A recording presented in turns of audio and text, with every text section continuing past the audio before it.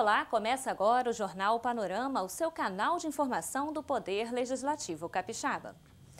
Pauta cheia na sessão ordinária. Indicações e pedidos de urgência deram um tom dos trabalhos. Quem nos traz os detalhes é Verônica Salazar, que cobriu a sessão. Verônica, quais são os destaques da sessão ordinária? Bom, Dani, embora não teve projeto pronto para votação ainda, já que na última sessão os deputados limparam a pauta, aprovaram aí todos os projetos, a sessão foi sim muito movimentada. Então, vamos aos destaques. Bom, durante os trabalhos na sessão ordinária desta terça-feira, os deputados aprovaram 7 requerimentos de urgência. Eles são referentes a matérias do Tribunal de Contas e do Governo do Estado, que já deverão constar na ordem do dia da próxima sessão. Entre os projetos consta o que obriga cartórios municipais de registro civil a fornecerem dados relativos a nascimentos à Secretaria de Estado de Segurança Pública. Também foram aprovadas quase 90 indicações parlamentares ao governo do Estado. Essas indicações se referem a temas que só o Executivo pode propor projetos. Por exemplo, os que geram custos para o Estado. Entre as indicações que seguiram para o governo está a de autoria do deputado Gilcinho Lopes. Ele defende que o Estado prorrogue o prazo para recolhimento de ICMS e IPVA nos municípios declarados em estado de emergência em virtude das enchentes ocorridas recentemente. Entre os projetos que seguiram para a votação nas comissões permanentes, destaque para o de autoria do deputado Luiz Durão, que obriga as empresas que prestam serviços ao Estado a contratarem mão de obra na comunidade onde serão realizadas as obras licitadas. Bom, Dani, estes foram os destaques da sessão de hoje. O Panorama segue com você agora. Obrigada pelas informações, Verônica. Projeto de recuperação de dependentes químicos no município de Irupi, região do Caparaó, é apresentado na reunião da Comissão de Política Antidrogas. Um projeto de acolhida, tratamento e recuperação de usuários de drogas foi apresentado na primeira reunião da Comissão de Políticas Antidrogas da Assembleia Legislativa. A ideia surgiu diante da grande quantidade de usuários no município de Irupi, região do Caparaó do Estado, que chegam a 28% entre os jovens. O projeto Comunidade Terapêutica Fênix já possui terreno e planejamento para estruturação definidos, entrando agora na fase de captação de recursos. Nós conseguimos o terreno, segundo, elaboramos os projetos, montamos toda a estrutura do projeto para ele ser executado. E agora nós vamos para o programa Assembleia para nos ajudar a captar recursos para que esses sonhos se tornem realidade. O presidente da Comissão de Políticas Antidrogas, deputado Rodney Miranda, elogiou a iniciativa e apontou as ações de apoio da comissão para o desenvolvimento do projeto. Eles nos fizeram um pedido para que a gente pudesse realizar uma audiência pública lá, nós vamos deliberar sobre isso na próxima reunião, mas eu tenho certeza que há essa possibilidade e vamos buscar, através da comissão, envolver os demais municípios da região do Caparaó, para que esse projeto atenda o maior número de pessoas, como falou o deputado Gilcinho, de brasileiros que estão hoje aí sofrendo com o uso de drogas. Em relação aos recursos, eu acredito que é possível que seja feito algum tipo de projeto ou ação que possa contribuir nesse sentido? O envolvimento dos demais municípios pode servir como alavanca. Depois nós podemos fazer também, apoiá-los nas gestões junto ao governo estadual e até o governo federal, que está sinalizando também para apoio a essas iniciativas. Cacau em pauta na Comissão de Agricultura da Assembleia Legislativa. A exemplo da Bahia, agricultores acreditam em plano de recuperação para aumentar a produtividade da fruta capixaba. A situação da lavoura cacaueira no Espírito Santo e o plano de recuperação do setor voltaram à pauta da Comissão de Agricultura da Assembleia Legislativa, que se reuniu extraordinariamente para debater o assunto. Há tempo, os produtores capixabas reclamam da perda de rentabilidade da fruta.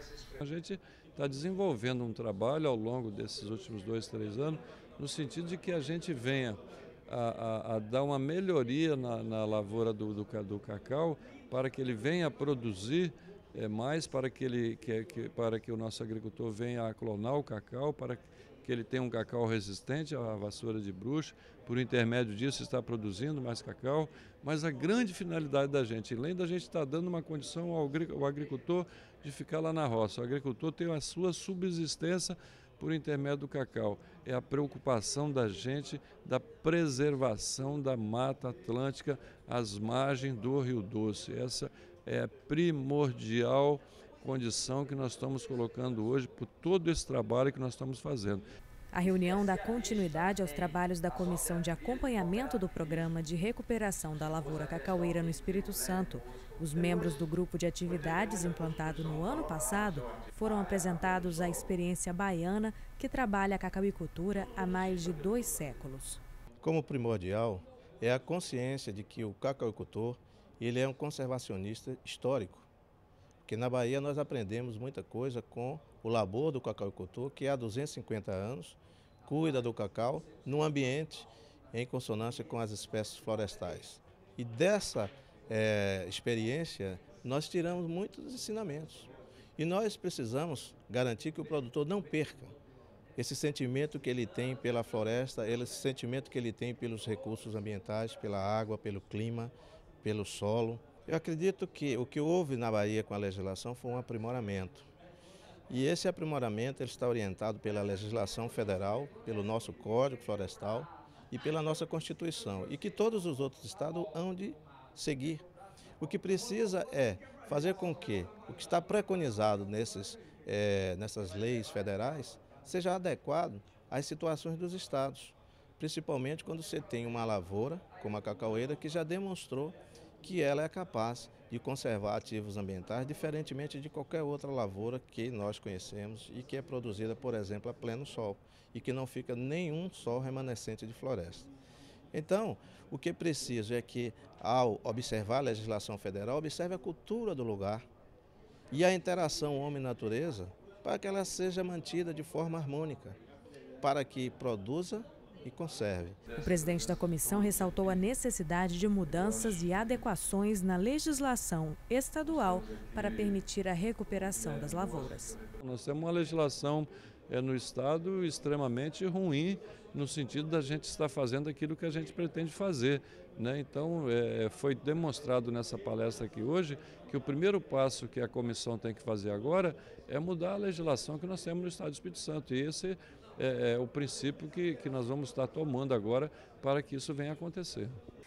Comissão de Educação recebe denúncia de diplomas falsos e irregularidade em processo seletivo para a contratação de professores da rede pública.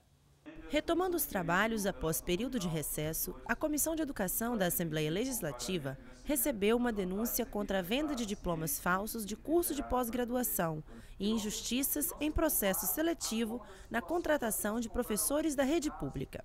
Os fatos foram apresentados pelo professor Diego Gobo Porto. São 2 casos que têm conexões diferentes, mas que têm conexões. O primeiro é a distribuição disparatada, uma distribuição mal feita de pontos no processo seletivo DT 2012. Como é que isso foi feito? Oferecendo 15 pontos para o doutorado, 13 para o mestrado e 9 para a pós-graduação, além de outros cursos.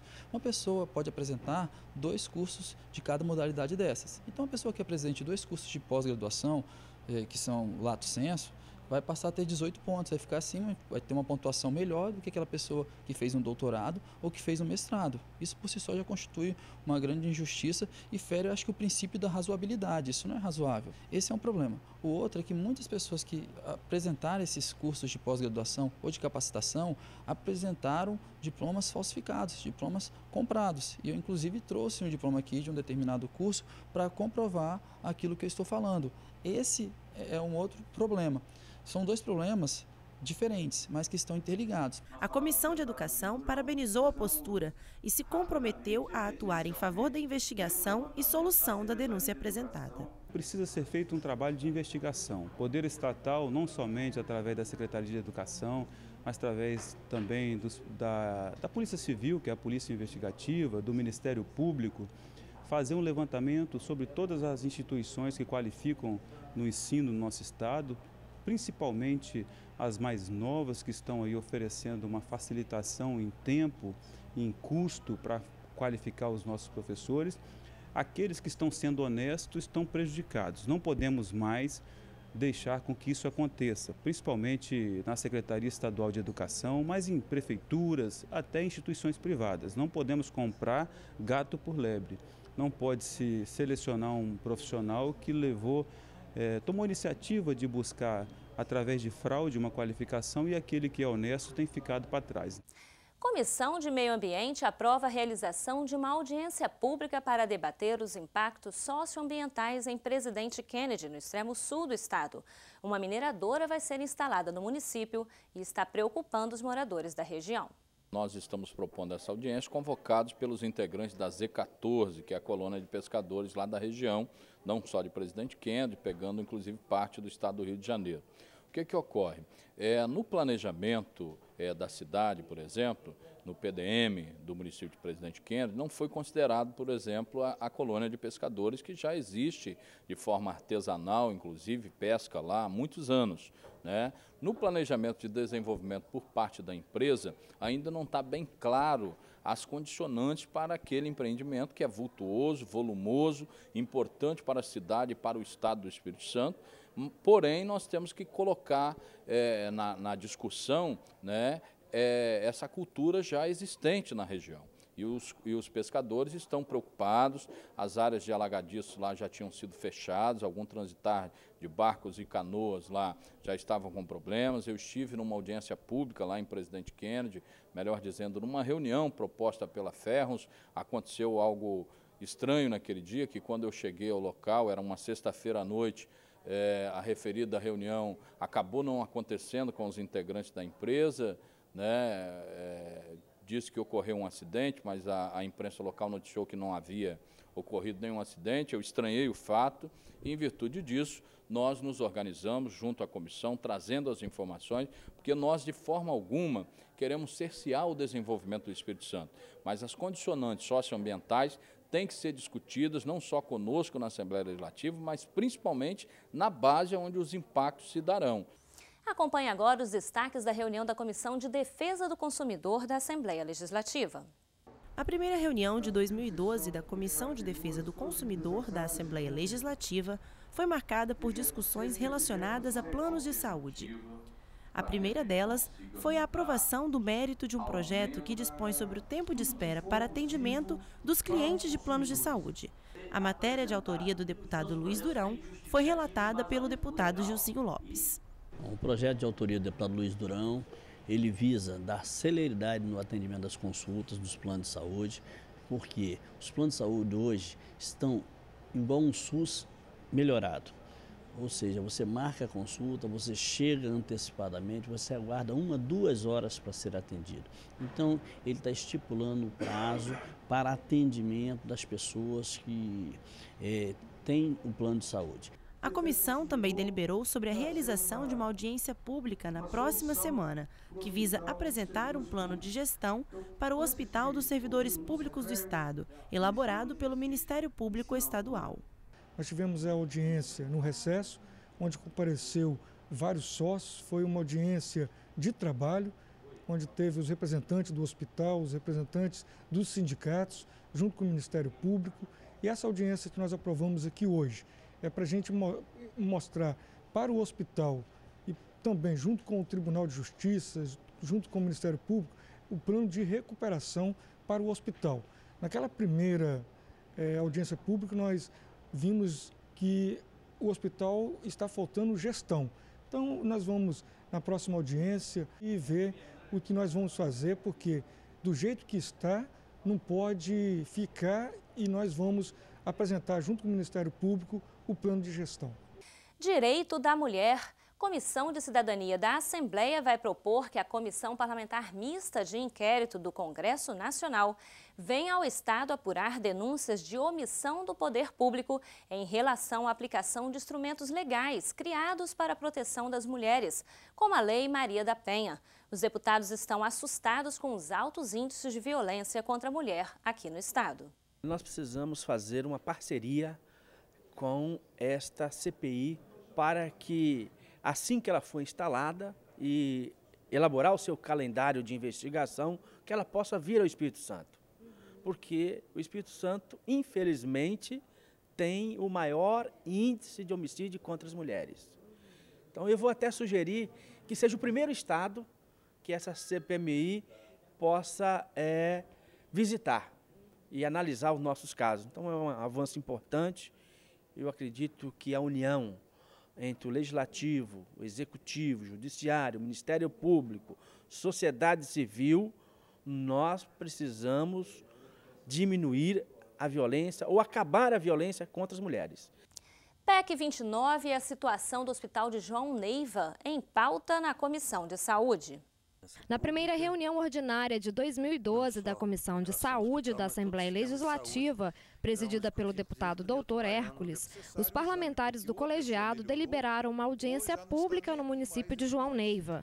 A reunião acontecerá para discutir as medidas a serem adotadas para a manutenção do Hospital Sagrado Coração de Maria, que passa por dificuldades financeiras. Durante o recesso, eu visitei a João Neiva e fui ao hospital com o prefeito Luiz Perucchi, com a secretária de saúde do município também, e rodamos por lá com o padre também lá de João Neiva, e vimos que o hospital é um hospital muito bom, mas está com uma situação financeira muito difícil. Nós estamos trabalhando em João Neiva porque João Neiva não é só a cidade de João Neiva que o hospital atende, atende todos aquela redondeza, Ibiraçu e outros municípios circunvizinhos, e também os acidentes da BR, que são naturalmente levados para o hospital, que é mais próximo, leva para o hospital de João Neiva. Ao final da reunião, Dr. Hércules fez um desabafo com relação à votação da PEC 29 pelo Congresso Nacional.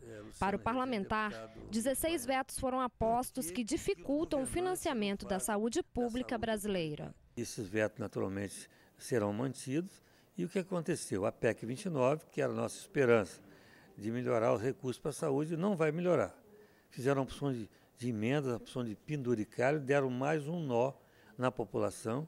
Infelizmente, enrolaram a população mais uma vez. E nós estamos vendo que, infelizmente, saúde pública não é prioridade para muitos governantes. Criada na Assembleia a Comissão Especial de Petróleo, Gás e Energia, a iniciativa é do deputado Marcelo Santos. Petróleo e gás é uma discussão que está no dia a dia dos capixabas. Nós temos aí uma das maiores reservas de petróleo e gás do Brasil e em franca produção. A outra coisa que nós entendemos que o debate deve ser feito é como melhor aplicar os recursos de royalties de petróleo, principalmente dos municípios produtores. Nós temos uma discussão que está sendo feita no Congresso Nacional, que discute a implantação de um novo marco regulatório e que nessa proposta apresentada pelo Congresso Nacional, os estados e municípios produtores sofrerão um prejuízo muito grande, perdendo receita de royalties. Ora, se essa discussão acontece, se porventura ela vier a acontecer, mesmo que todos nós, na força que estamos dando aos nossos parlamentares federais, ao governador Renato Casagrande e tantos outros atores que em Brasília estão intervindo para que nós não tenhamos prejuízos, mas que se ele acontecer, se mal empregado esse recurso, nós teremos que ainda ter um prejuízo ainda maior, porque além de pouco recurso, nós teremos ele mal aplicado. Qual é a função da Comissão de Petróleo, Gás e Energia? É discutir com a sociedade, discutir com os municípios, de como melhor empregar esse recurso de royalties de petróleo, porque todos nós sabemos que o petróleo e o gás é um bem infinito, ele vai acabar. E aí nós temos que ter a cidade se planejando para esse investimento, para se tornarem cidades sustentáveis a partir dos recursos de royalties de petróleo. Este foi o Jornal Panorama com os destaques do Poder Legislativo Capixaba. Mais informações, acesse www.al.es.gov.br. Obrigada pela audiência e até a próxima edição.